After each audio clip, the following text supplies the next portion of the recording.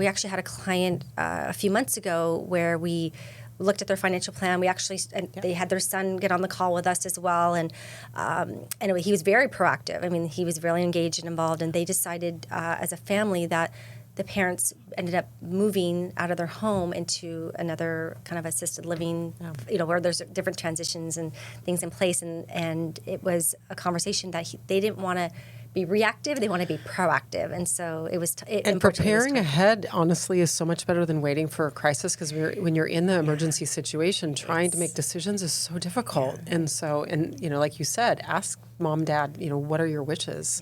I actually had that conversation with my mom. We were driving in the car and she's like, I don't want to talk about this. So, I mean, of course it can be a difficult conversation, but I'd rather know what she wants than, have to make that decision myself.